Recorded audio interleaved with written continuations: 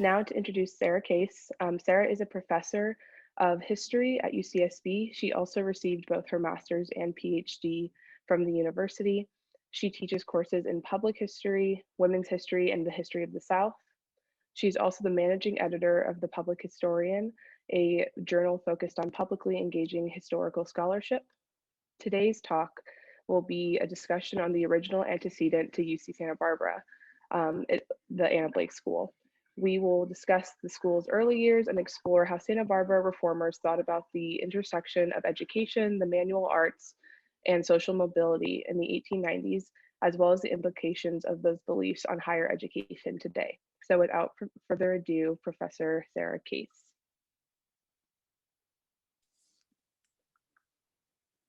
Okay, hello, give me a second to get this working.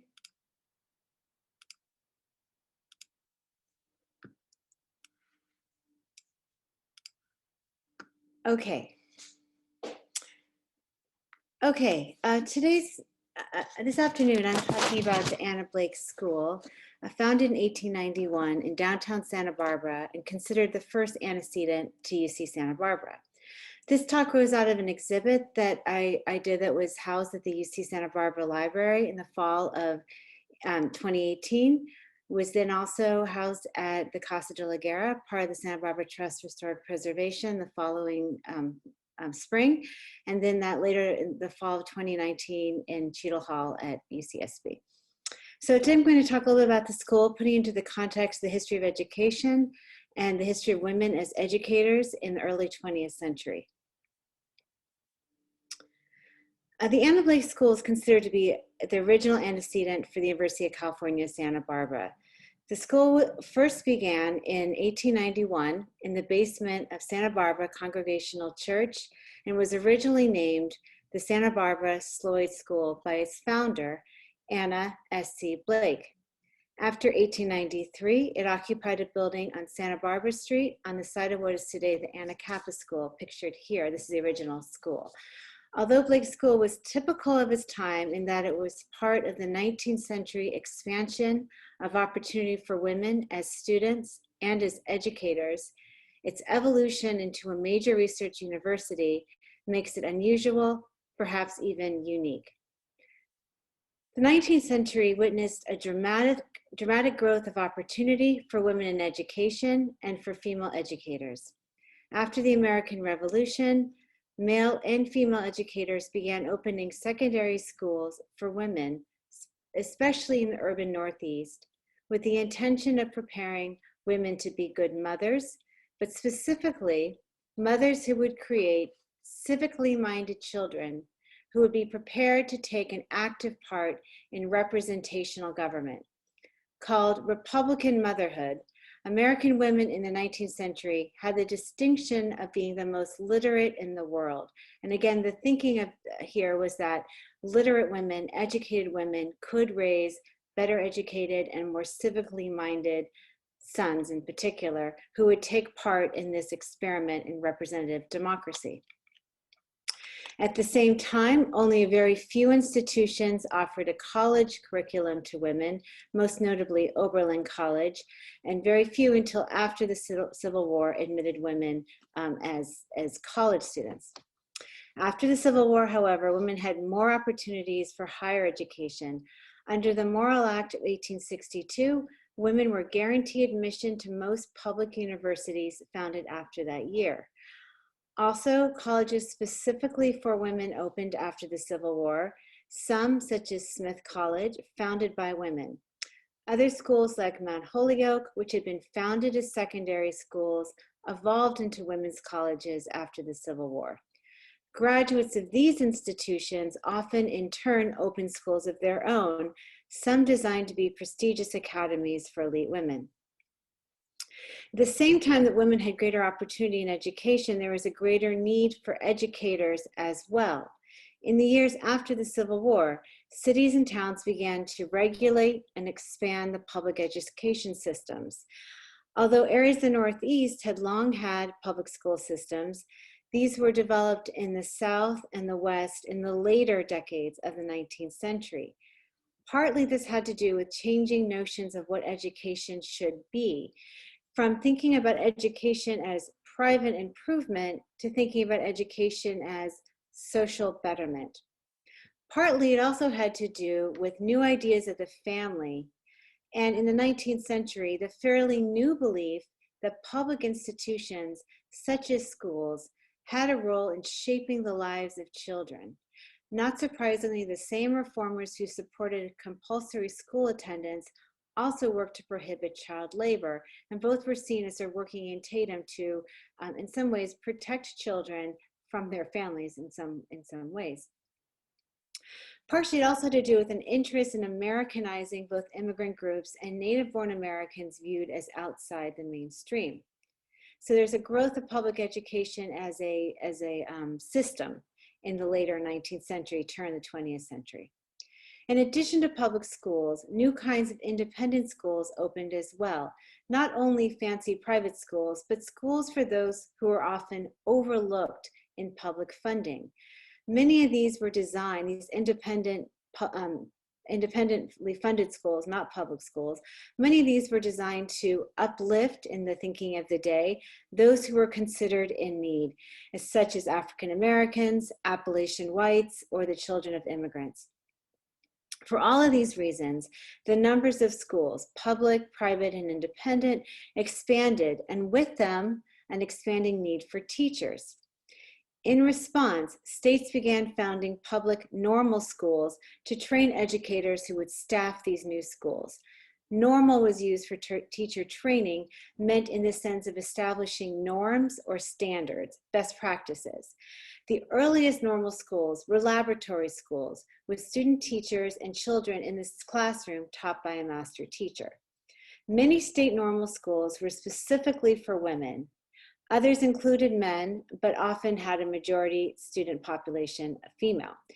In these ways, Anna Blake's original school and the normal school that it would become fit within the broad trends in thinking about education in the progressive era, that late 19th, early 20th century time period, as well as increased opportunities for female educators and students. So this era of the late 19th, early 20th century is a key era for women as social activists, political actors, as well as educators. Anna S.C. Blake was born in 1844 in Boston, Massachusetts, the eldest daughter of George Batty Blake, a wealthy banker. Like many other East Coast residents in the late 19th century, Blake moved to Santa Barbara looking for a better climate for her delicate health. Here, she opened a school known at its founding as the Santa Barbara Sloyd School. Sloyd schools, popularized in Scandinavia, included training in the industrial arts, particularly carpentry, as well as academic subjects. Blake encountered the Sloyd method during her frequent travels to Europe. During one extended visit, she became intrigued by modern educational approaches pioneered abroad, in particular, Sloyd. Returning to Boston, Blake dedicated herself to educational reform in her native city. There in Boston, a local philanthropist, Mrs. Quincy A. Shaw, had founded a normal school specifically to educate local public school teachers in the Sloyd method. Shaw recruited Swedish teachers trained by the method's founders to come to Boston and teach in her school. Blake attended this school, Shaw School in Boston, and this experience, along with her previous encounters with European manual arts training, strengthened her loyalty to the Sloyd method. After relocating to Santa Barbara, Blake was determined to use her fortune and experience to bring the Swedish industrial arts approach to her adopted city. At first, she offered only after-school classes, but by 1892, had created an independent institution combining academic and Sloyd fields of study. Blake not only introduced the Sloyd method to California, but also pioneered the application of its method to very young children, including creating the first kindergarten classrooms to use the method. Older students learned progressively more advanced industrial skills in three main categories: cooking and dressmaking for girls. You can see girls sewing here, and carpentry, primarily but not exclusively for boys. It is notable that girls did study woodworking and made cabinets and other woodworking materials. A Santa Barbara Morning Press article from 1897 noted that in a class of 160 or so, there were 13 girls present in a woodworking class. There is no mention, however, of any boys in the cooking or sewing classes.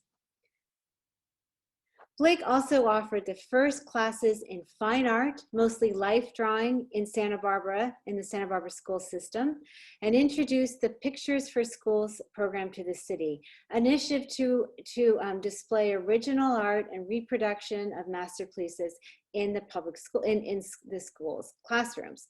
The idea was that exposure to fine art would be enriching to young school children.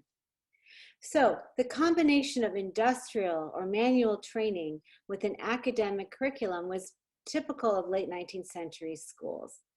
Progressive era educators understood manual training not as in opposition to intellectual development, but as a complement to it. Manual training was an essential part of turn-of-the-century education, common especially in schools aimed at populations perceived as in need of uplift, but also part of curricula at schools educating everyone but the very, very elite.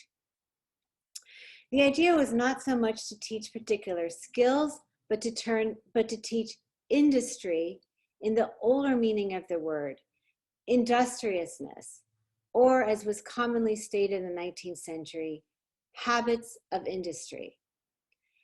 Sloyd and other industrial schools did not teach simply or even primarily skills that be of practical use. Indeed, manual carpentry, blacksmithing, and other skills taught at Sloyd and similar schools were already becoming obsolete at the turn of the 20th century as the economy industrialized. Rather, the philosophy of Sloyd industrial education more generally was that in training the hands, you also trained the mind and the heart. As one popularizer of the method stated, in developing the sensitivity and strength of the hand, this system aims to develop alike sensitivity and strength of the conscience and of the intellect. Or as another Sloyd advocate put it, Sloyd is not intended to teach boys how to make a living, but to teach them how to live. It ranges itself on the intellectual side of training. The Morning Press, the Santa Barbara Morning Press declared, "It is not to make carpenters and cooks and dressmakers that Miss Blake founded the manual training school, but to educate the eye and hand to work in harmony with the mind to obey its dictates." News reports consistently emphasized that the Sloyd training enhanced rather than detracted from academic learning at the school. Indeed, the impractical nature of the skills taught at Sloyd and other industrial schools were part of their appeal. Perhaps in the interest in manual arts also reflected a nostalgia for older methods of labor, a sense of longing for a more authentic, meaningful past in the face of urbanization and industrialization that marked the late 19th century. This was actually quite typical of industrial education. The institution most associated with industrial training in the 19th century, Booker T. Washington's Tuskegee Institute, similarly taught skills largely out of date in the industrializing economy, but the value was in the teaching of self-discipline and industriousness rather than in teaching particular skills. Blake Sloyd's school came under the control of the city of Santa Barbara in 1894, 2 years after it opened. But Anna Blake remained its primary funder. So although the school was part of the Santa Barbara public school system, Anna Blake provided nearly all of the school's expenses, and the school did not charge tuition. Blake did not, however, personally teach, nor did she supervise teachers. Instead, She handpicked Ednah Rich for this job. Unlike Blake, Ednah Rich was a Santa Barbara native, born here in 1871. Rich had excelled in school, in her grade school and high school years, before suffering severe exhaustion and temporary blindness, forcing her to withdraw just before she graduated from high school, in what today would be diagnosed as an incident of depression. However, despite the fact she did not manage to graduate high school, she passed her teaching certification and began working in the public school system as a teacher at the age of 18. A neighbor who taught in Anna Blake's school suggested it to Rich, and Rich applied and was offered a job there. In fact, Anna Blake was so impressed by Anna Rich that she paid to have her travel to Boston in 1892, where they met with the founder and teachers of the Sloyd Normal School there. Blake began grooming Rich to take over the leadership of the school, impressed by her commitment and her intelligence, and also reassured by the fact that she was a Santa Barbara native. Other teachers, recruited primarily from Boston, had returned home after a year or so, including the neighbor who had originally suggested that Rich applied for her position at the Blake School, and who was thereafter passed over for promotion in favor of Rich. So again, unlike some other teachers there, Rich was from Santa Barbara, and this was reassuring to Anna Blake. In 1895, Blake sent Rich to Sweden and Germany to learn more about the Sloyd method. She took intensive classes while there, immersing herself in the methodology of the approach. The following year, Anna Blake named Rich as head of the school. Blake continued to suffer ill health for most of the 1890s and passed away in 1899, leaving funding for the school to continue. It was renamed the Anna S.C. Blake's Memorial School in her honor. After 1899, the school's program broadened beyond cooking, sewing, and woodwork to include other aspects of domestic arts, as well as metalwork and paper Sloyd. That is what we would today call maybe origami or paperwork. Particularly after Anna Blake's death, Ednah Rich became a prominent advocate for education in Santa Barbara and throughout the state. She traveled throughout California, promoting the value of manual training and the importance of professionalizing the field of education.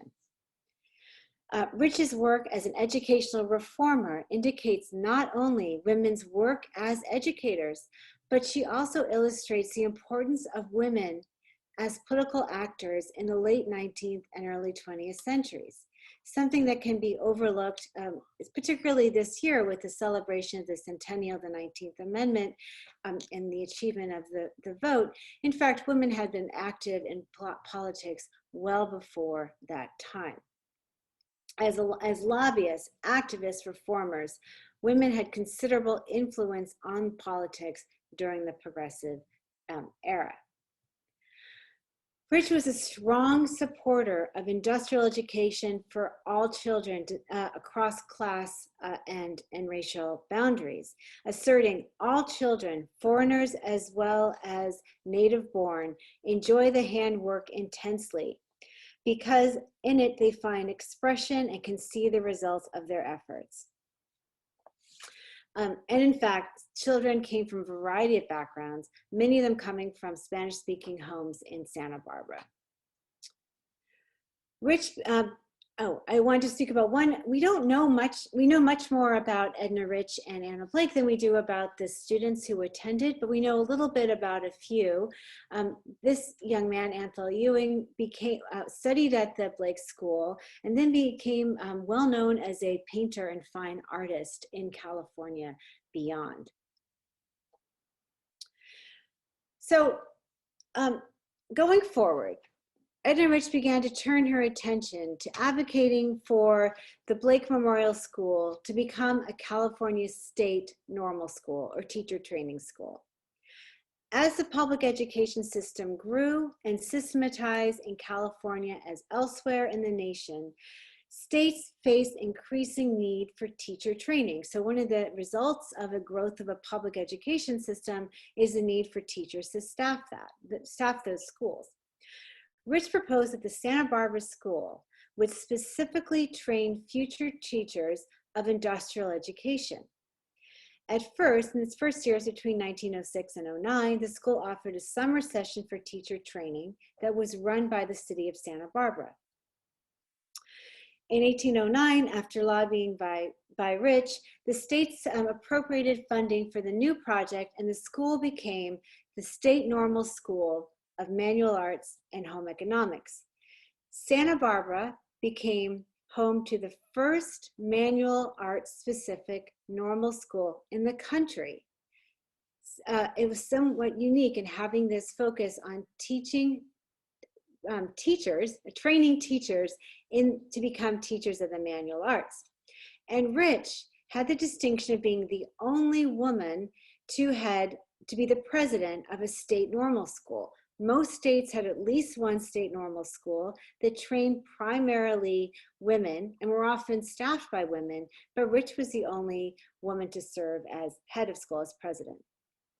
The faculty at the Santa Barbara Manual School, the state normal school, included graduates from Wellesley College, Wesleyan University, and the Columbia University's Teachers College, and all had some SLOI training before coming to Santa Barbara. The school in this version was still located downtown between Victoria and Anapamu Streets in Chapala and De La Vina, what's today the lawn mowing area downtown. The normal school began training teachers, but feeling cramped in their downtown location, Rich and city officials began looking for a new site so that the school could expand and offer a more varied curriculum. They chose a site on Mission Ridge and designed a series of buildings meant to give this feeling of a home. These buildings were often also meant to conform to the Spanish colonial style, then emerging as the norm in Santa Barbara's architecture. The school moved to the site on the Riviera in 1913, known as the Riviera Campus, now the site of the Riviera Theater. Locally prominent graduates from this era included Pearl Chase. So those of you who are not familiar with Santa Barbara, Pearl Chase had a significant influence on the planning and civic growth of Santa Barbara. She's largely responsible for downtown's look, Spanish colonial look. She's largely responsible for the look of the beaches without any high rises or other major buildup on the beachfront properties. She was influential in sort of civic growth in Santa Barbara from the 1920s on. She had attended University of California, Berkeley, and graduated from there before she went on to attend the Riviera Campus Manual Arts School. So after she had her BA, went back to school to attend the normal school there. She later taught at the school and even was superintendent for a short time. But Pearl Chase apparently did not enjoy teaching at all and was sort of relieved to leave after a couple of years teaching. And according to a biographer, she did, however, find the Blake School training valuable, saying it was the fundamental formal educative experience of her life. This is a woman who had graduated from a full university with a BA. So this experience was a fundamental formal educative experience of her life, a practical education, one that went right to the heart of her developing social consciousness. So somewhat remarkable statement. Also in 1916, so this is what the campus looked like as the State Normal School and the Riviera Campus. Again, this is today the Riviera Theater. Also in 1916, Rich married a man named Lewis Kennedy Morse, and that year she stepped down from her position in the normal school. When her husband became treasurer of Wellesley College, Ednah Rich Morse left her native Santa Barbara, interestingly enough, to take part in women's education on the East Coast. With Rich's departure, the school closed a chapter of its early history. The school would continue to expand. In 1921, it joined with an existing junior college to become the Santa Barbara State Teachers College and Junior College. And with that merger, it expanded from a 2-year to a 4-year institution. By 1922, it offered a bachelor's degree. In addition to increasing enrollment and class offering, with absorbing the local junior college, it increased the population of male students. And the normal school had accepted men, but they have been in a minority. The Teachers College remained on the Riviera campus for several more years. In 1944, it became the Santa Barbara State College of the University of California system. It was meant to be a small liberal arts college within the UC system. By 1954, the institution moved to Goleta Point, now Campus Point, its current location. And 1958, it would become the 3rd UC campus following Berkeley and UCLA. So here then we can see a small industrial arts school in downtown Santa Barbara evolving into a major university, or major research university that it is today. So although the Blake School emphasis on carpentry, sewing, even tea serving might strike us today as quaint, it was very much part of progressive, in both senses of the word, educational trends of its time. John Dewey's support for learning by doing, Maria Montessori's emphasis on connecting children with physical objects, all relate to similar trends in the history of education in the late 19th, early 20th century.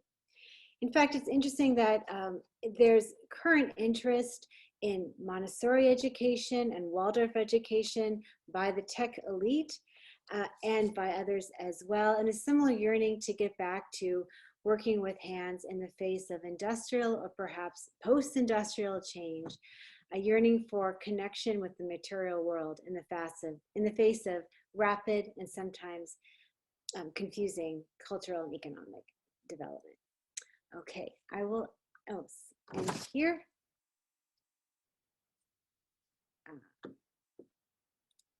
Thank you. Thank you so much, Sarah. That was awesome. So we'll go into a short Q&A now. If you do have any questions, attendees, feel free to drop them in the Q&A box and I'll feed those to Sarah.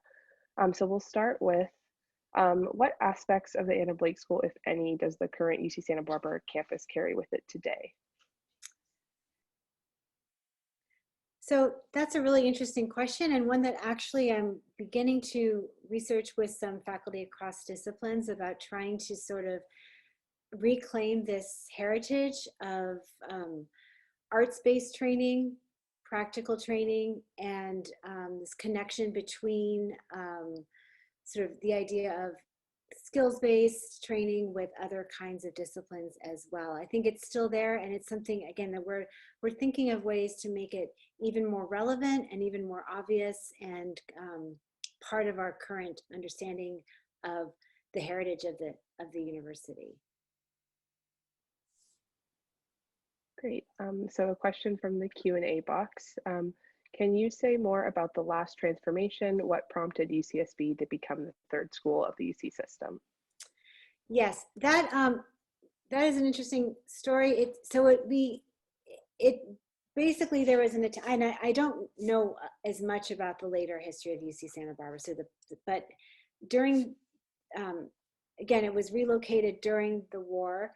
And the idea was that there was, again, this huge expansion of public education as a result of the GI Bill after World War II. And so there was a perceived need, there was a need for expanding opportunities for a UC level education. And Santa Barbara was already up and going. It was operating as a school, a state school. And the original idea, again, was to have this sort of small liberal arts school within the system that was sort of the boutique school within the UC system. With the expansion of public education, public higher education more generally after World War II, it seemed like the natural campus to expand into the UC system. Great. So moving on to our next question. Was the teaching at the Anna Blake School any more or less gendered than other manual schools of the time? In some ways, well, again, what's interesting about Anna Blake School and other schools as well is there, and this seems maybe often true, it's easier, it was the crossover from girls taking boys subjects was more acceptable than the other way around. So you do see more of that, and that's generally true, that although there's always a handful of girls taking woodworking, hardly ever any boys taking cooking. And in fact, that was generally true in industrial schools. One of the schools I've studied in rural Kentucky, part of what they were trying to do there was really to teach boys to do what they saw as proper boys work and girls to do proper girls work. And even things like in the in the 19th century, this is sort of a funny example that it was more appropriate for boys to do cow milking in that part of rural Kentucky than it was in New England, where a lot of the teachers were from. And so they would try and get the cows used to being milked by young women. It was like, it was sort of this idea that these gender expectations were part of what they were teaching. So that was often part of industrial education. And often very much the idea of trying to teach families, particularly families like Appalachians or immigrants, to adopt what they saw as proper housekeeping. And so a lot of the education for girls had to do with the correct ways of cooking food, the correct ways of keeping house, etc. And in fact, particularly food, and one of the things that a lot of these industrial schools tried, one of the ways they tried to do so was to target teenage girls. They thought their moms were kind of lost causes, so they tried to teach teenage girls to teach what they thought were more healthful ways of cooking, which often were less healthful, to be honest. Like teaching Italian families not to cook vegetables, but instead to have mayonnaise salads and things of that nature. So it's sort of interesting, yeah. That's super interesting. This next one is a follow-up to the second to last question about UCSB becoming a part of the UC system. And it says, so is liberal arts education in your opinion, still an important part of UCSB and its curriculum?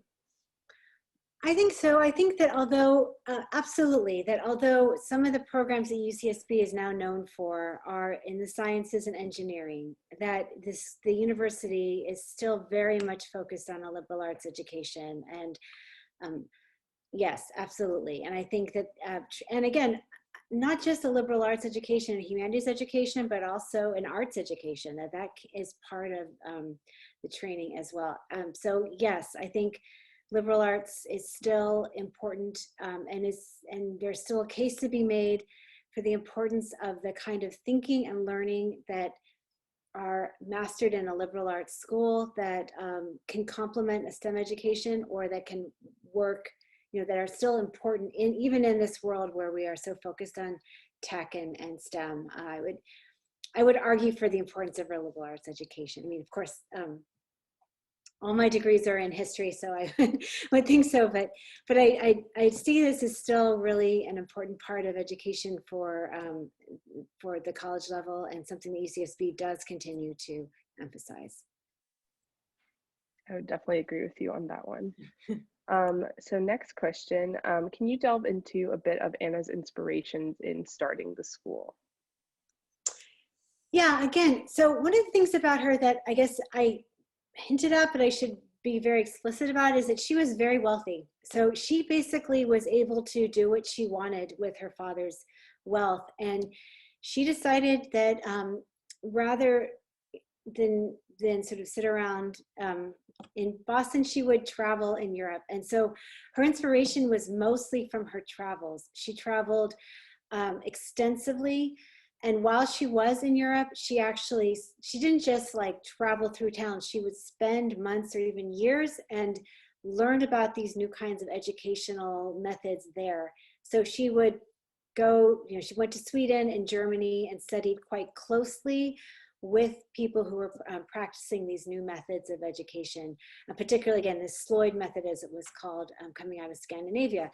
But again, so she kind of decided, again, rather than just spend her money and sort of live luxuriously in Boston, that she would spend her resources traveling and learning. And as I said, spent extensive time not just observing, but taking part in this kind of a new kind of educational methods that were sort of the height of progressive knowledge about education pedagogy in Europe.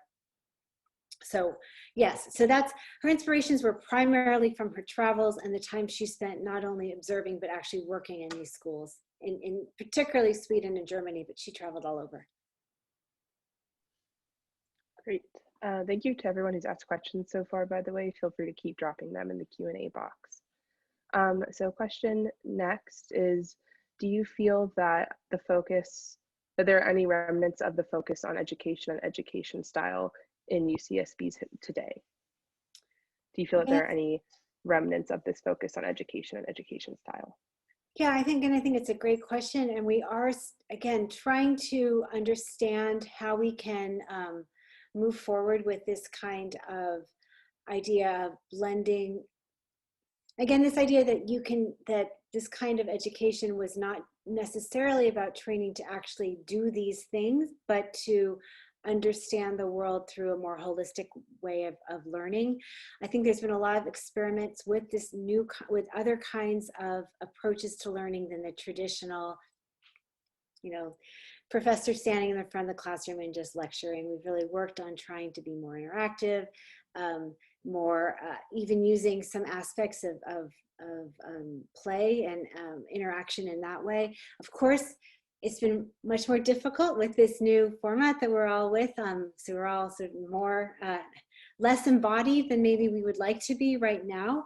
But I think generally that there is an interest in being more experimental and experiential than the traditional method of education.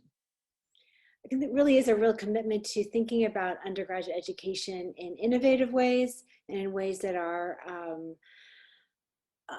both practical and also enhance the idea of learning for learning's sake at the same time. Great. And we'll just do one more question here. How did the greater Santa Barbara community feel about the school? And additionally, is it largely recognized the connection between the Anna Blake School and UCSB's current campus? So in the first one, at the time, it was very much, it was very well regarded, and it was very much seen as an important institution as of the growth of early Santa Barbara. And I will say, one of the very frustrating things about the school is that, like many other things in Santa Barbara, the original building was destroyed in the earthquake in 1925. And so many of the records, like I would love to see essays written by students or things of that nature, those were destroyed. So we have mostly our records are things written by about the school in the local papers or by others who were reporting on it, and those tend to be very, very positive. So I will say it was regarded very positively in its own time. And the second part of your question, wait, what, remind me again? Okay. The second part was, is the connection between UCSB's current campus and Anna Blake widely recognized? Okay, that's a great question. So as I said, my research on this came out of an exhibit that was first up in the UCSB library. And that was because one of our retired faculty members had just sort of long been interested in this connection and was interested in sort of funding a little more research on this connection. And in fact, this is not always widely recognized. Most histories of UCSB start with either the Riviera Campus or with the move to Glida Point in 1944. And in some ways, we're trying to reclaim this early history as sort of the original DNA of the university. And so it is sort of a new project to really locate the early history even further back than has largely been recognized. And again, it is somewhat unusual because it was not at all intended to be a institute for higher education when it's founded. It's meant for kindergarten through high school education.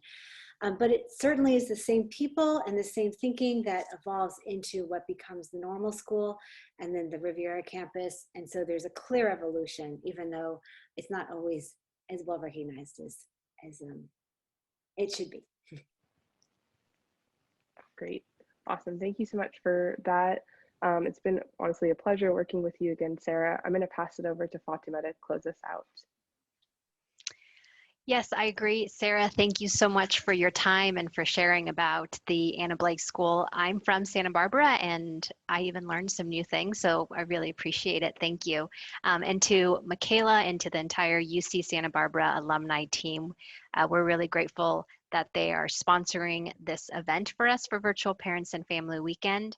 And if you're a parent on the call today, feel free to email that parent email address that you all have been communicated with the last week or so, and we can provide you information on that series that Michaela was talking about, Profs at Your Pub, and hopefully it will continue to be accessible virtually going forward. So again, thank you to everyone who joined us today.